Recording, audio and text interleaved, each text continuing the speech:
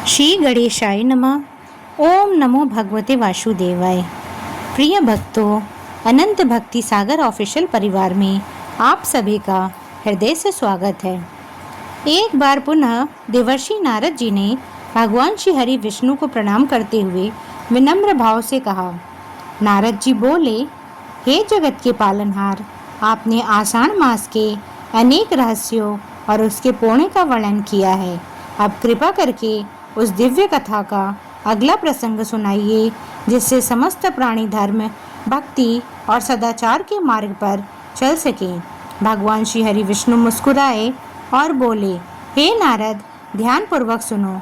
यह कथा केवल सुनने मात्र से मनुष्य के अनेक जन्मों के पाप नष्ट हो जाते हैं। जो श्रद्धा और विश्वास के साथ आषाढ़ मास की कथा सुनता है, उसके घर में सुख, शांति और समृद्धि का वास होता है। भगवान बोले, बहुत समय पहले एक सुंदर नगर में धर्मदत्त नाम का एक ब्राह्मण रहता था। वह वेदों का ज्ञाता था, किंतु समय के साथ उसे अपने ज्ञान का अभिमान हो गया। वह पूजा पाठ तो करता था, परंतु किसी भूखे को अन्न नहीं देता था और किसी ज़रूरतमंद की सहायता भी नहीं करता था।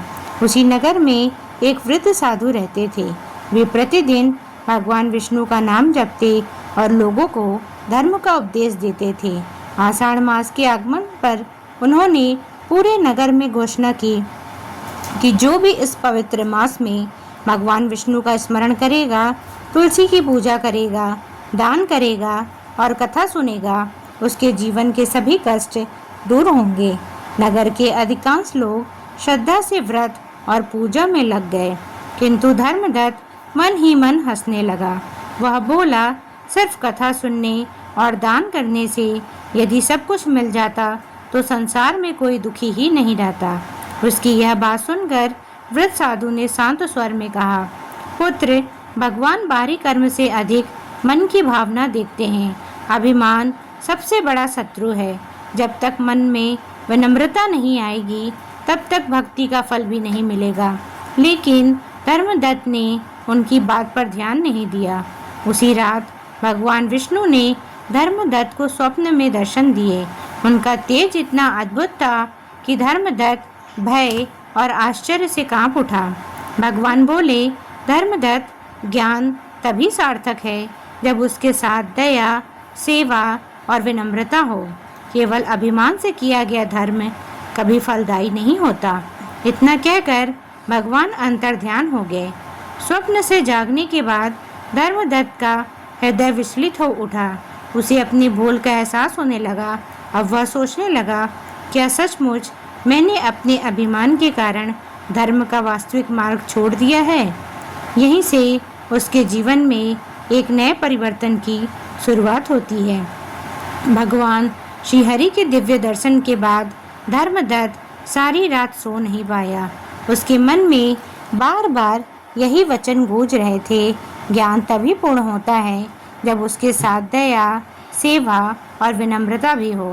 प्रातःकाल होते ही उसने स्नान किया और सीधे उस वृद्ध साधु की कुटिया की ओर चल पड़ा। जैसे ही वो वहां पहुंचा, उसने साधु के चरणों में गिरकर कहा, गुरुदेव, मुझे क्षमा कर दीजिए। मैं अपने ज्ञान के अभिमान में अंधा हो गया था। भगवान ने स्वयं मुझे मेरी भूल का एहसास कराया है। वृद्ध साधु ने उसे उठाया और प्रेम पूर्वक बोले, पुत्र, भगवान की कृपा जिस पर होती है वही अपनी भूल पहचान पाता है। अब यदि सच्चे मन से आषाढ़ मास का व्रत, दान और भगवान विष्णु का स्मरण करोगे तो तुम्हारा जीवन धन्य हो जाएगा। धर्मदत्त ने उसी क्षण संकल्प लिया कि वह पूरे आषाढ़ मास में प्रतिदिन प्रातःकाल स्नान करेगा, तुलसी माता की पूजा करेगा और श्री हरि के नाम का जप करेगा और अपनी सामर्थ्य के अनुसार दान देगा। उस दिन से उसके जीवन में परिवर्तन आने लगा। जो व्यक्ति पहले किसी याचक को अपने द्वार से लौटा देता था, वही अब आने वाले हर अतिथि का आदर सत्कार करने लगा, भूखों को भोजन कराने लगा, प्यासों को जल पिलाने लगा और निर्धनों की सहायता करने लगा। नगर के लोग उसके इस परिवर्तन को देखकर आश्चर्यचकित थे। एक दिन वही वृद्ध साधु पुनः उसके घर आए। धर्मदत्त ने बड़े आदर से उनका स्वागत किया, उनके चरण धोए और विनम्र होकर बोला, गुरुदेव, मुझे बताइए, इस आषाढ़ मास में ऐसा कौन सा कार्य है जिससे भगवान विष्णु सबसे अधिक प्रसन्न होते हैं? साधु मुस्कुराकर बोले, पुत्र, भगवान को सोने चांदी से नहीं बल्कि सच्चे मन से की गई भक्ति प्रिय है। जो मनुष्य इस मास में अहंकार छोड़कर सत्य बोले, जीवों पर दया करे, माता पिता की सेवा करे, तुलसी की पूजा करे और भगवान के नाम का कीर्तन करे, उस पर श्री हरि की विशेष कृपा होती है। साधु के वचन सुनकर धर्मदत्त का हृदय भक्ति से भर उठा। उसने निश्चय किया कि अब वह अपना संपूर्ण जीवन भगवान की सेवा और लोक कल्याण में लगाएगा। किंतु ईश्वर अपने भक्त की परीक्षा अवश्य लेते हैं। कुछ ही दिनों बाद धर्मदत्त के जीवन में एक ऐसी कठिन परीक्षा आने वाली थी जो यह सिद्ध कर देती कि उसका परिवर्तन केवल शब्दों में था या वास्तव में उसके हृदय में भगवान का निवास हो चुका था। वृद्ध साधु के वचनों को अपने हृदय में धारण कर धर्मदत्त प्रतिदिन भगवान श्री हरि की भक्ति में लीन रहने लगा। उसके जीवन में नम्रता, दया और सेवा का भाव जाग उठा।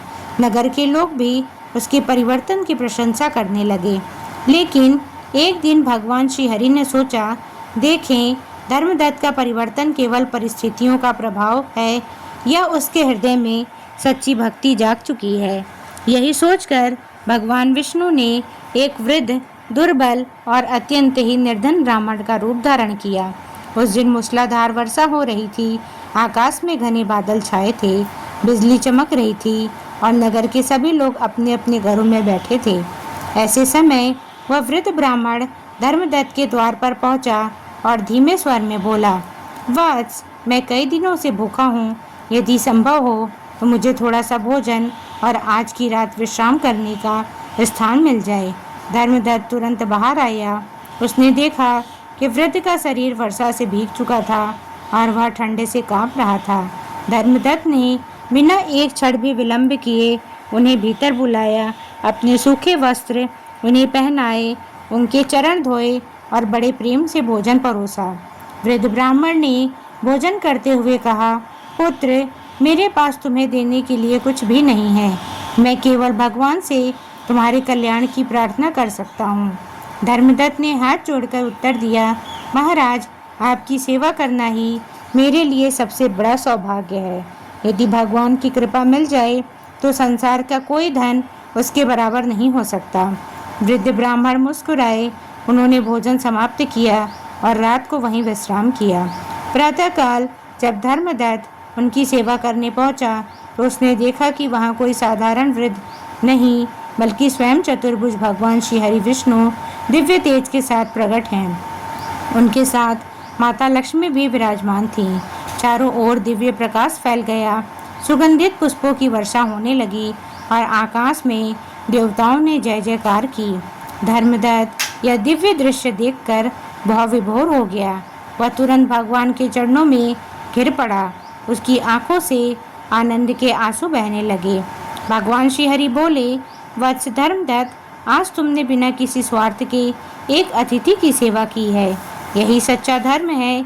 जो मनुष्य आषाढ़ मास में दया, सेवा, दान और भक्ति का पालन करता है वह हमें अत्यंत ही प्रिय होता है। माता लक्ष्मी ने भी प्रसन्न होकर कहा, जहाँ सेवा, करुणा और भगवान का स्मरण होता है वहाँ मैं सदैव निवास करती हूँ। उस घर में कभी अन्न, धन और सुख की कमी नहीं रहती। भगवान ने धर्मदत्त को आशीर्वाद देते हुए कहा, तुम्हारा परिवार सदैव सुखी रहेगा। तुम्हारे घर में धर्म की ज्योति कभी नहीं बुझेगी और अंत समय में तुम्हें हमारे परम धाम की प्राप्ति होगी। इतना कहकर भगवान श्री हरि और माता लक्ष्मी अंतर्ध्यान हो गए। धर्मदत्त का जीवन पूर्णतः बदल गया। अब वह हर दिन लोगों को यही शिक्षा देता था। आषाढ़ मास केवल व्रत रखने का नाम नहीं, यह अपने भीतर दया, सेवा, विनम्रता और भगवान के प्रति अटूट श्रद्धा जगाने का पवित्र अवसर है। धीरे धीरे पूरे नगर के लोग भी उसके बताए मार्ग पर चलने लगे।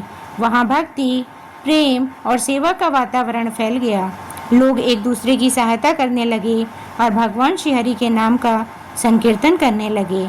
हे भक्तों, जो श्रद्धापूर्वक आषाढ़ मास की इस दिव्य कथा को सुनता है या सुनाता है, उसके जीवन से अहंकार दूर होता है, भगवान विष्णु और माता लक्ष्मी की कृपा प्राप्त होती है और उसके जीवन में सुख, शांति और समृद्धि का वास होता है। धर्मदत्त के जीवन में आए इस अद्भुत परिवर्तन की चर्चा दूर दूर तक फैल गई।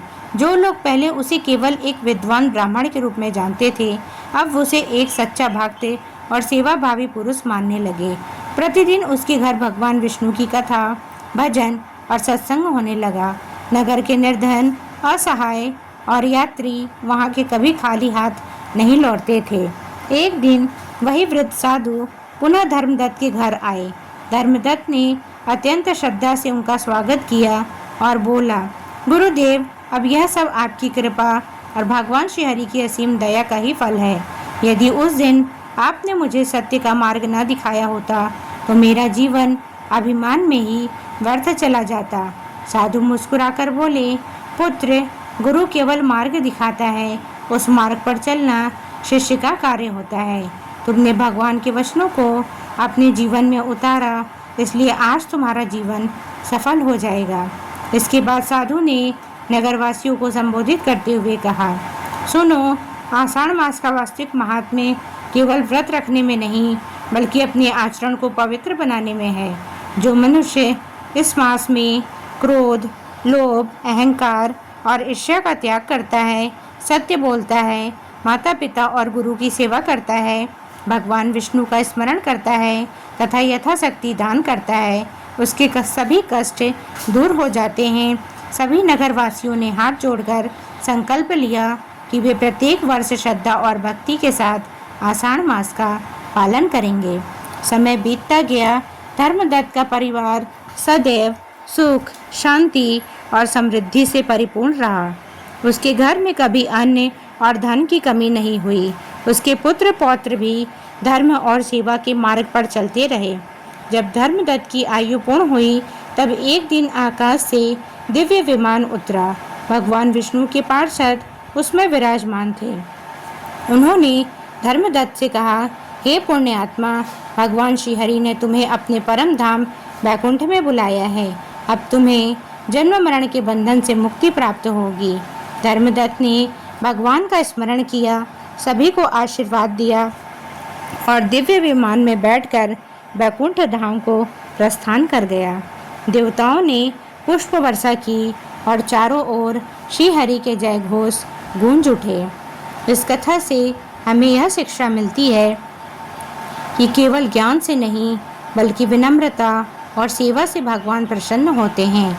आषाढ़ मास में भगवान विष्णु की पूजा, तुलसी सेवा, दान, सत्संग और कथा श्रवण का विशेष महत्व है।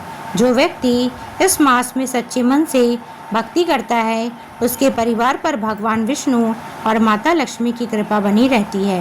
अहंकार मनुष्य का सबसे बड़ा शत्रु है, जबकि दया और सेवा ही सच्चा धर्म है। जो श्रद्धापूर्वक आषाढ़ मास की इस कथा का श्रवण या पाठ करता है, भगवान श्रीहरि उसकी मनोकामनाएं पूर्ण करते हैं, परिवार में सुख समृद्धि बनी रहती है और अंत में मोक्ष की प्राप्ति होती है। तो भक्तों, यही थी आषाढ़ मास महात्म्य का पावन अध्याय 6। आशा है कि इस दिव्य कथा से आपको भक्ति, सेवा और सदाचार की प्रेरणा अवश्य मिली होगी। यदि यह कथा आपको पसंद आई हो तो इसे अपने परिवार और मित्रों के साथ अवश्य साझा करें, ताकि अधिक से अधिक लोग भगवान श्रीहरि की कृपा के भागी बन सकें। वीडियो को लाइक करें, हमारे चैनल अनंत भक्ति सागर ऑफिशियल को सब्सक्राइब करें और बेल आइकन अवश्य दबाएं, ताकि हमारे आने वाली सभी धार्मिक कथाएं और व्रत महात्म्य आप तक सबसे पहले पहुंच सके। अगले अध्याय में फिर मिलेंगे एक नई दिव्य कथा के साथ। तब तक के लिए सभी भक्तों पर भगवान श्री हरि विष्णु और माता लक्ष्मी की कृपा सदा बनी रहे। बोलिए श्री लक्ष्मी नारायण भगवान की जय। बोलिए श्री हरि विष्णु भगवान की जय। राधे राधे। जय श्री हरि।